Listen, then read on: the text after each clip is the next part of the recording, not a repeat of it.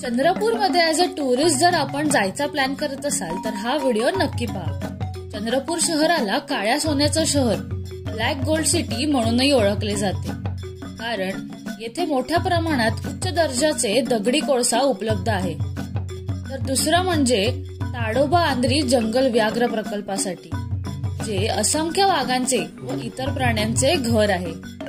तसंच मुंबईवरून महाराष्ट्राच्या विदर्भ भागात मी पहिल्यांदाच चालली होती, त्यामुळे या ठिकाणाबद्दल फारसं काही माहिती नव्हतं। तरी एक गोष्ट माहिती होती की इथे खूप गरमी असते, पण मी इथे पोहोचल्यावर वातावरणात एक वेगळाच बदल झाला।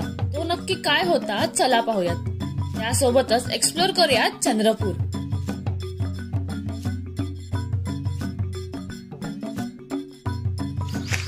भाई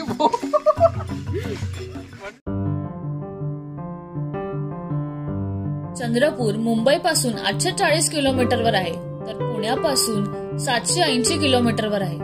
बाय रोड इथे पोहोचण्यासाठी जवळजवळ 12 तास लागतात। तसंच हे डिस्टन्स खूप लांब असल्यामुळे आम्ही ट्रेन जर्नी प्रिफर केली आणि छत्रपती शिवाजी महाराज टर्मिनस वरून नंदीग्राम एक्सप्रेसने संध्याकाळी 4:30 वाजता ही जर्नी सुरू केली। तर मित्रांनो, आपली जी चंद्रपूरची जर्नी आहे ती आता चालू झालेली आहे। नंदीग्राम एक्सप्रेस ही टोटल 18 ते 20 तास घेते चंद्रपूरला पोहोचायला। तसंच दुसऱ्या दिवशी आम्ही 1 वाजता येऊन पोहोचलो चंद्रपूरला। मित्रांनो, आता आपण ऑलमोस्ट चंद्रपूरला पोहोचलो आहोत। त्याच्या अगोदरच्या एका स्टेशनला आपण थांबलेलो आहोत आणि इथे पोहोचूनच एवढी हीट, एवढी गरमी फील होते। ओ माय गॉड, आता अजून चंद्रपूरला जायचं आहे। आय होप ट्रेन लवकर निघू देत, कारण की खूप प्रचंड गरम होतंय।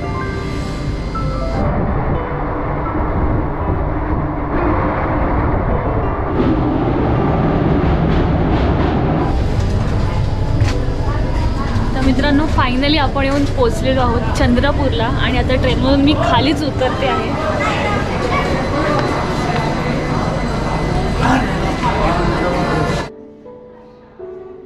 ट्रेन मधून उतरताच आपलं स्वागत केलं वाघांनी।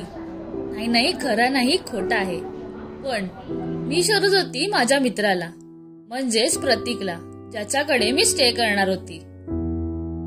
तर आता आपण येऊन पोहोचलेलो आहोत आणि आपला मित्र आपल्याला घ्यायला आलेला आहे। हॅलो, हाय। सो फायनली आपल्या hottest city of the nation मध्ये साक्षीताई पोहोचली आहे। सो आता इथून बस फटाफट फ्रेश व्हायचं आहे घरी जाऊन। सो आम्ही तुम्हाला डायरेक्ट एकदम, कारण की गरमी एकदम चरमभर आहे इथली। आता असणार मे बी 48 डिग्रीच्या जवळपास। आता पाहू किती आहे समोरून। चला फटफट जाऊ। चंद्रपूर हे गोंड राजा खंदक बल्लाळशाह राजाची राजधानी होतं। तसंच हे शहर पूर्वी चांदा म्हणून ओळखलं जात होतं। आत्ताचं जे चंद्रपूर शहर आहे ते पूर्वी गोंड राजाचा किल्ला होता, त्यामुळे चंद्रपूरला 4 गेट आहेत: Anchaleshwar gate, Chatpura gate, Pathanpur gate, Binba gate, जे आजही आपल्याला इथे पाहायला मिळतात। तसंच हे चंद्रपूर शहर पाहून आम्ही आमच्या मित्राच्या घरी गेलो, कारण एवढ्या लॉंग जर्नी नंतर खूप थकवा आला होता। तर मित्रांनो, आपण फायनली आपल्या फ्रेंडच्या घरी येऊन पोहोचलो होतो। पोहोचलो दुपारी होतो, बट फ्रेश वगैरे होऊन आणि जेवण वगैरे करून आत्ता संध्याकाळची वेळ झालेली आहे आणि आत्ता आपण 2-3 जे स्पॉट्स आहेत ते कव्हर करणार आहोत आणि आपल्याला नेतो आहे प्रतीक। हेलो। तर आपण कुठे कुठे जाणार आहे? आता पहिले नीलापाणी चाललो। नीलापाणी? नंतर मग तिकडून एक जंगलवाला पॅच आहे, तिकडे जाऊ, म्हणजे की ताडोबा साईडला। ओके,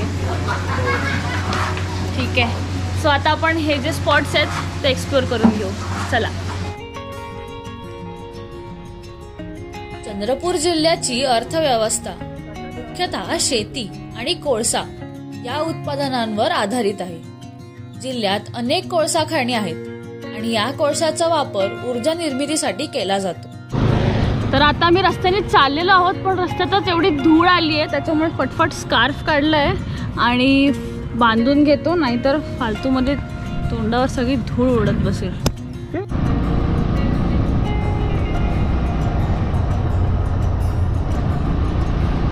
सो मित्रांनो, इथे एवढी धूळ आहे, त्याच्यामुळे स्कार्फ वगैरे कम्प्लीट पॅक करून घेतलाय, कव्हर करून घेतलेला आहे। खूप धूळ माती आहे आणि इथून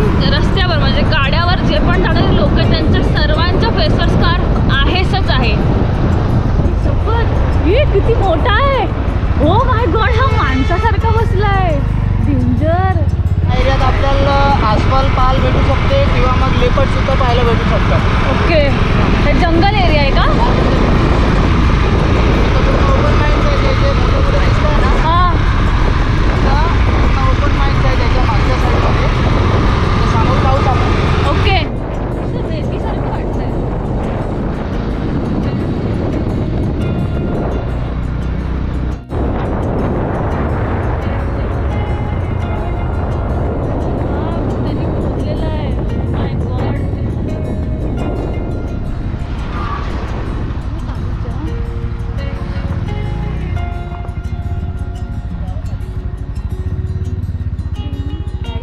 साक्षी चल पटापट.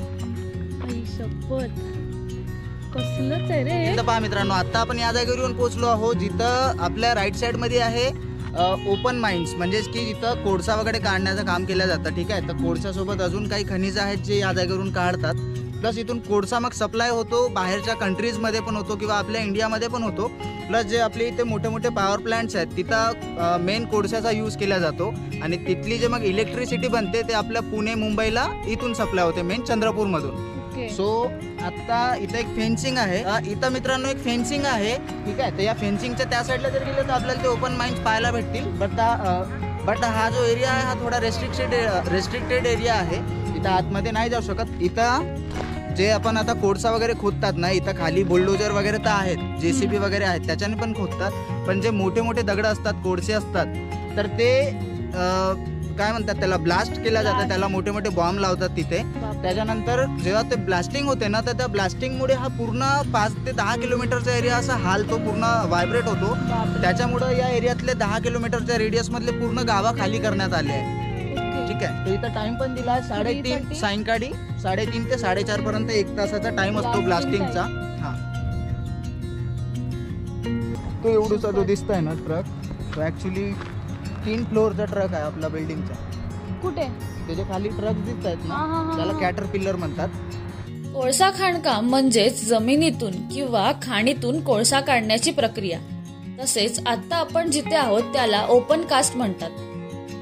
कोळशाचे मूल्य त्याच्या ऊर्जेच्या प्रमाणावर आहे व 1880 पासून वीज निर्मितीसाठी मोठ्या प्रमाणावर वापरले जात आहे. एक मिनिट, हे पूर्ण हा एरियाच आहे का? हे पूर्ण माइन्स आहे. तिथपर्यंत म्हणजे हे जे माती दिसते व्हाईट वाली, ती सगळी खणून काढलेली आणि सगळं. हे आपण जिथून फ्लॅट सरफेस आहे, इथून पासून पूर्ण खोदलं गेलेलं आहे खाली. तर खोदल्यानंतर असं पाणी पण निघते. ठीक आहे, आता हे लाल पाणी आहे. ठीक आहे, तर समोरच आपल्याला पाहायला भेटणार तिथं एक निळं पाणी आहे, जो हा पूर्ण एरिया त्या निळ्या पाण्यामुळे ओळखला जातो.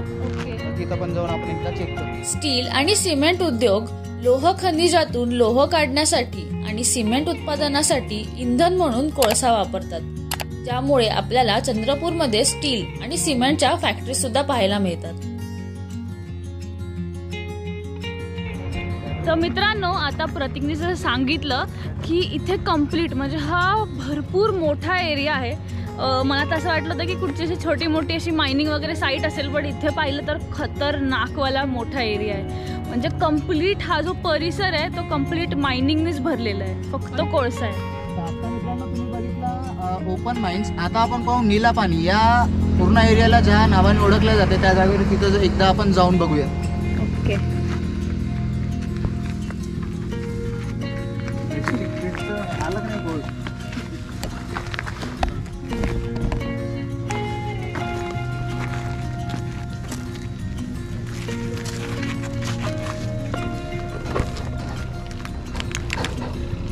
मित्रांनो, आता चाललो तर आहे त्या निळ्या पाण्याच्या इथे. बघू आता काय पाहायला मिळतंय. आणि दुसरी गोष्ट, इथून चालताना या जमिनीमध्ये क्रॅक पडलेली आहे. म्हणजे जेव्हा तो बोलला ना की ब्लास्ट करून, सो मला वाटतं ह्या ब्लास्टमुळेच ही पुणे ते जमिनीत तुम्ही पाहू शकता क्रॅक पाहायला मिळते. बापरे.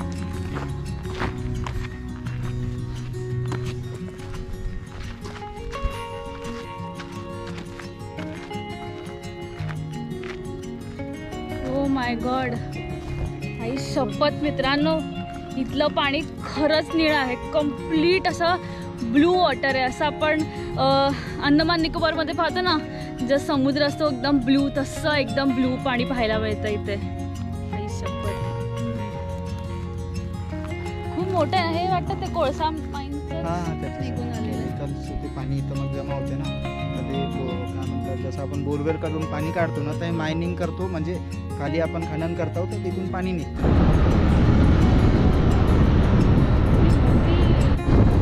मित्रांनो, इथे धूळ आहे, स्कार्फ बांधायला टाइमच नाही मिळाला, असाच डोक्यावर उलटा सुलटा लपटून टाकला.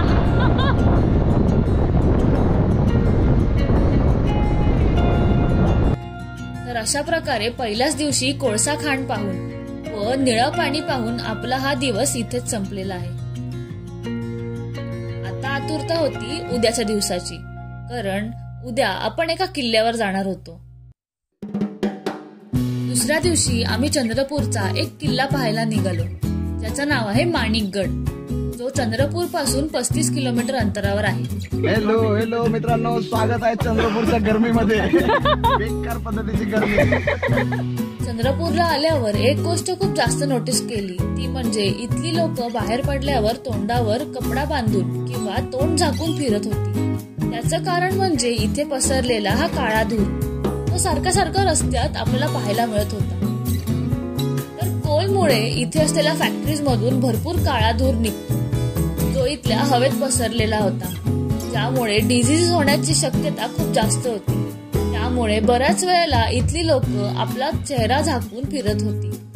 हे पाहून जरा वाईटच वाटलं. सो मित्रांनो, आता आपण जी पाहिली ती जी सिमेंटची फॅक्टरी होती, आणि कम्प्लीट अशी खूप मोठा एरिया आहे, आणि तिकडे अशा मोठ्या काय लावलंय हे ब्लास्ट फर्नेस आहे, चिमणी आहे. याला जे पिलर सारखं दिसते त्याला चिमणी म्हटलं जाते. म्हणजे जी गरमी, डस्ट, धूळ आहे तो हवेतून वर गेला पाहिजे, जमीन लेवलवर नाही राहिला पाहिजे, म्हणून उंच असे पिनॅकल सारखे सिमेंटचे असे पिलर बनवले, चिमणी बनवले.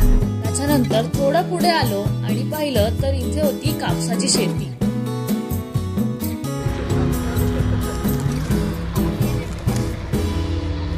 या एवढूसा कापूस आहे, पण एवढंच आहे बी, आणि एवढा सगळा कापूस.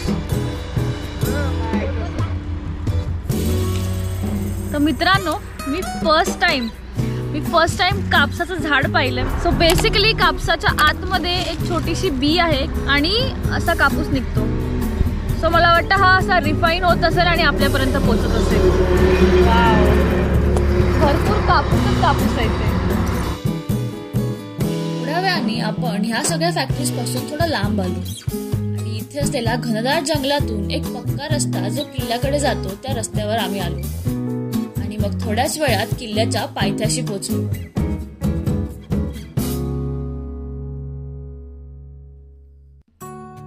नवव्या शतकात आदिवासी नागा राजांनी माणिकगड किल्ला बांधला होता. किल्ल्याच्या भिंतीवर आजही आपल्याला नागाचं एक निशाण पाहायला मिळतं. सो आता आपण किल्ल्यात एंटर केल्यानंतर मग असा भाग आहे जिथे आपण मध्ये चाललेलो आहोत, आणि बाजूला जर पाहिलं तर कम्प्लीट कातळ आहे, या साईडला सुद्धा आणि या साईडला सुद्धा. आणि कम्प्लीट हा जो रस्ता आहे किल्ल्यात आतमध्ये एंट्री करायचा तो असा आहे. किल्ल्याची भिंती आणि बुरुज यांच्यासह मजबूत तटबंदी होती, पण आज हा किल्ला आपल्याला संपूर्ण रुईन्स मध्ये पाहायला मिळतो आहे, आणि जंगली जनावरांसाठी एक शेल्टर बनलेला आहे. तर ह्या किल्ल्याचा संपूर्ण व्हिडिओ लवकरच आपल्या YouTube चॅनलवर येणार आहे. तसंच किल्ला पाहून आणि थोडी मस्ती करून आम्ही रिटर्न किल्ल्याच्या पायथ्यापाशी आलो. सो मित्रांनो, आता आपण खाली जे गणपतीचं मंदिर आहे ते पाहायला जातो आहे, आणि इथे भरपूर माकडं आहेत. त्या माकडांनी मगाशी आम्ही केळ्या खात होतो, तर थोडेसे केळे त्यांनी खाल्लेले आहेत, आणि एक वेगळाच माकड आहे, म्हणजे त्याचा माकडाचा आवाजच नाही, मांजराचा आवाज काढतोय तो. अरे स्वागत आहे साक्षी तुझा आमच्या विदर्भामध्ये, आपल्या चंद्रपूरमध्ये. तर अजूनपर्यंत आपल्याला अनुभव नाही आला गरमी कशी राहते, कारण गेल्या 2 दिवसापासून बादल होते, आणि आपण एसी वाल्या कार मध्ये ट्रॅव्हल करून राहिलो. या कारणाने आपल्याला गरमी तर पाहायला भेटली. नाही, तू झोपला होतास, आम्ही पाहिली गरमी आता. चंद्रपूर शहर हे अगदी प्राचीन शहर आहे. तसेच या शहरामध्ये आपल्याला बरीचशी पुरातन मंदिरे पाहायला मिळतात, जसं की या माणिकगड किल्ल्याच्या खाली असलेलं हे विष्णूचं जुनं मंदिर, जे अगदी सुंदर असं दगडात कोरलेलं आहे. या मंदिराच्या प्रत्येक भिंतीवर काही ना काहीतरी गोष्टी आपल्याला कोरलेल्या पाहायला मिळतात. तसेच चंद्रपूरमध्ये असलेले अगदी फेमस मंदिर म्हणजेच महाकालीचे मंदिर, हे मंदिर सुद्धा खूप पुरातन आहे. तसंच ह्या ठिकाणी देवीची खूप पुरातन अशी मूर्ती आपल्याला पाहायला मिळते, ज्याचं दर्शन घेण्यासाठी भरपूर भक्त लांबून लांबून या ठिकाणी येतात. तसंच वाटेत सुद्धा आपल्याला बरीचशी छोटी मोठी मंदिरं पाहायला मिळतात, जसं की हे हनुमानाचं मंदिर, जिथे अगदी भव्य अशी हनुमानाची मूर्ती पाहायला मिळते.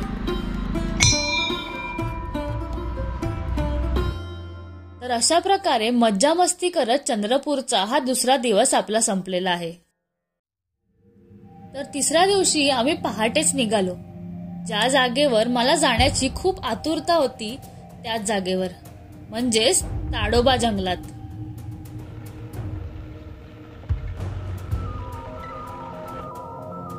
ताडोबा अंधारी व्याघ्र प्रकल्प म्हणजे चंद्रपूर जिल्ह्याचा एक महत्वाचा प्रकल्प. नॅशनल पार्कचे हे नाव स्थानिक आदिवासी देव तारू यावरून पडले आहे.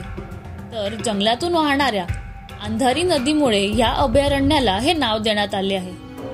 या ठिकाणी मुख्य आकर्षण म्हणजे वाघांची उपस्थिती. तसेच या वाघांना पाहण्यासाठी या ठिकाणी एक सफारी होते. तो आपल्याकडे पाहतोय आणि आपण त्याच्याकडे पाहतोय. सुनो ना शांत.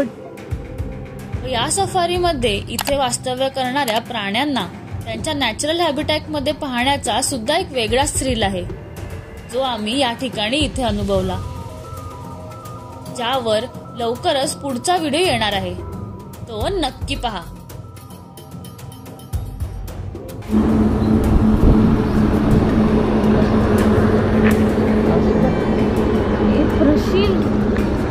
माकड का सीन याचा झोपला तर ना माहिती नाही बाबा. मित्रांनो, इथे रस्त्यावर एक माकड आहे, तो मेलेला आहे. सोबत बिचारा आत्ताच काहीतरी झालेलं आहे वाटतं. मे बी इथे रस्ता असल्यामुळे गाडीने ठोकलं असू शकतं, किंवा असं काहीतरी कोणीतरी शिकार तरी केला असेल. इथे बाकीचे पण माकड आहेत. आई शपथ. चल थांब मी तुला कॉल बस. ताडोबा जंगल सफारी करून आम्ही रिटर्न घरी येत होतो, तेव्हा वाटेत एक झाड दिसलं, ज्यावर काही फळं लागली होती. आपण वाटेतून येताना ना एक फळ दिसलं खाली पडलेलं होतं. सो हे फळ आहे ते, आणि ह्याला काय बोलते मला माहिती नाहीये, पण तो स्मेल खूप मस्त येतोय. प्रशील, ह्याला काय बोलतात? विदर्भामध्ये हे बहुत जास्त फेमस आहे. नाव एक्झॅक्ट आठवत नाही. असं बेल नाही म्हणत त्याला. स्मेल खूप छान होतं. हा, हे मस्त लागते, गोड तिखट मिठासोबत खा लागते. झाडावर लागले, तोडू याला. मला पण एक्झॅक्ट नाव नाही आठवत. नाव आठवलं तर पटकन सांगतो. ओके. तर आता प्रशील काही तोडणार. तर आम्ही ही फळं पाहण्यासाठी थांबलो व फळ काढण्याचा खूप प्रयत्न केला. त्यातला प्रशीलचा एकदम परफेक्ट प्रयत्न होता. फक्त कॅमेराला काठी नको लागू दे. हा, तिकडे जाऊ. तुम्ही तेच फेकून मारलं का? कवट फेकून मारला ना. रेडी? कवट म्हणते, सॉरी कवट. मित्रांनो, आठवलं, कवट म्हणतात याला. कवट. हा, कवट. Okay, ready? हा.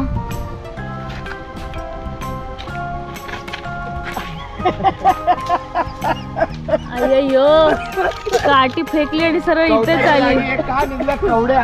दुसऱ्या झाडावर लागले नाही, कवड्या तोडून खाली पडल्या. निशाणा चुकला. मी टाकू. हा, कर ना. काय कसं काय टाकू? मारा. लागला पण एवढा, फक्त टच होऊन आला. हा, घे, मार तो. साक्षी घे, तू करू शकते. साक्षी, केमॉन. साक्षी, केमॉन. अरे का मारताय का? गुल्लर आहे का? अरे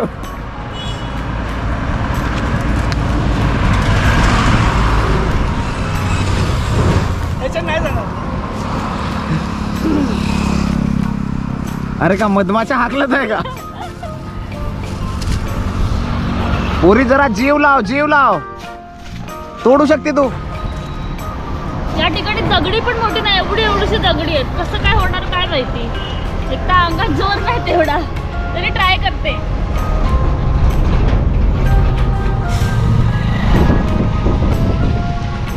पान तरी तुटल का या जोर ना.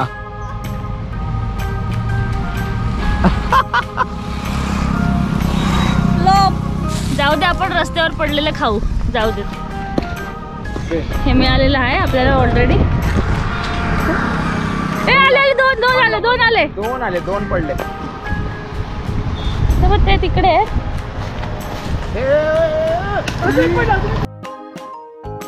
तुम्ही कधी ही फळं खाल्ली आहेत का? कमेंट करून नक्की सांगा.